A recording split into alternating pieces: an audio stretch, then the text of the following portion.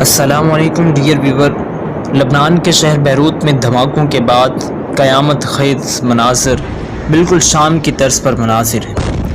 دوستو آپ کو بتاتے چلیں کہ بیروت دھماکے میں 78 ہلاکتیں اور 4000 زخمی، لبنان میں 3 روزہ سوگ چل رہا ہے۔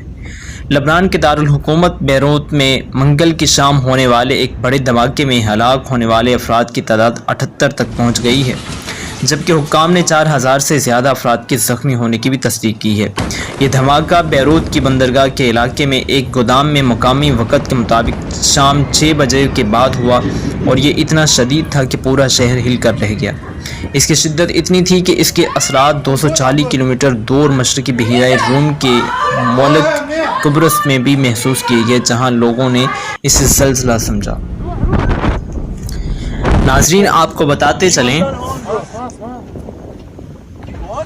دھماکے سے قبل بندرگاہ میں متاثرہ مقام پر آگ لگی دیکھی گئی، جس کے بعد ایک بڑا دھماکہ ہوا اور جائے حادثہ پر نارنجی رنگ کے بادل چھا گئے۔ اس دھماکے سے بندرگاہ اور اس کے نواح میں بڑے پیمانے پر تباہی ہوئی ہے، اور کاروباری اور رہائشی عمارتیں اور گاڑیاں تباہ ہو گئی ہیں۔ ملک کے صدر عون مشیل نے اس حادثے پر بدھ سے 3 روزہ سوگ کا اعلان کیا ہے۔ بدھ کو لبنان کی وفاقی کابینہ کا اجلاس بھی طلب کیا گیا ہے، اور صدر نے مطالبہ کیا ہے کہ ملک میں 2 ہفتے کے لیے ہنگامی حالت نافذ کی جائے۔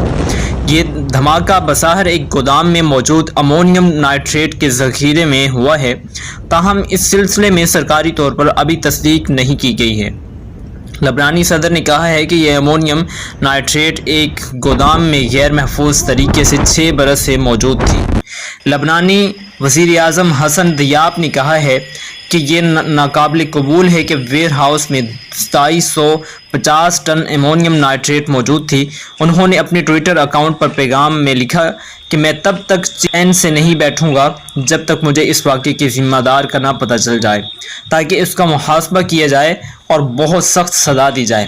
لبنانی صدر نے مزید کہا ہے کہ ان کی حکومت ہنگامی حالات سے نمٹنے کے لیے 100 ارب لیرہ جاری کر رہی ہے، جو کہ $6.5 کروڑ کے مساوی رقم بنتی ہے۔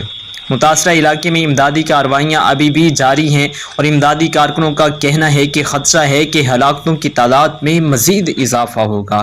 لبنانی ریڈ کراس کے سربراہ جارج کیتانی کا کہنا ہے کہ ہم ایک بہت بڑی تباہی دیکھ رہے ہیں، ہر طرف زخمی اور لاشیں ہیں، اور حکام نے کہا ہے کہ اس واقعے کی تحقیقات شروع کر دی گئی ہیں تاکہ یہ معلوم کیا جا سکے کہ دھماکے کی وجہ کیا بنی۔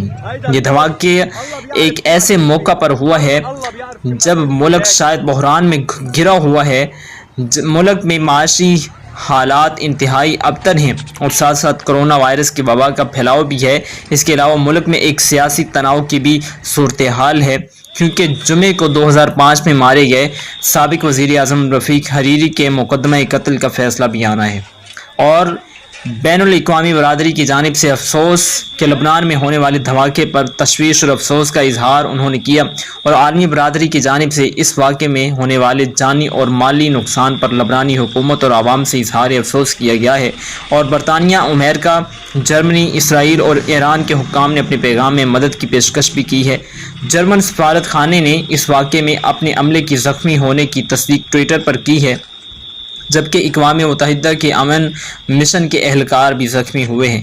امونیم نائٹریٹ کے بارے میں کہ دھماکے کی وجہ بننے والی امونیم نائٹریٹ کی اطلاع کے مطابق ایک بحری جہاز سے 2013 میں ضبط کی گئی تھی، اور اسے گودام میں ذخیرہ کیا گیا تھا۔ امونیم نائٹریٹ متعدد مقاصد کے لیے استعمال ہوتی ہے، لیکن زیادہ تر اسے زرعی شعبے میں کھادوں میں استعمال کیا جاتا ہے، تاہم یہ آتشی مواد کی طور پر بھی استعمال ہوتا ہے۔ یہی وجہ ہے کہ دھماکے سے قبل بندرگاہ میں متاثرہ مقام پر آگ لگ گئی دیکھی، اور جس کے بعد ایک بڑا دھماکہ ہوا اور جائے حادثہ پر نارنجی رنگ کے بادل چھا گئے۔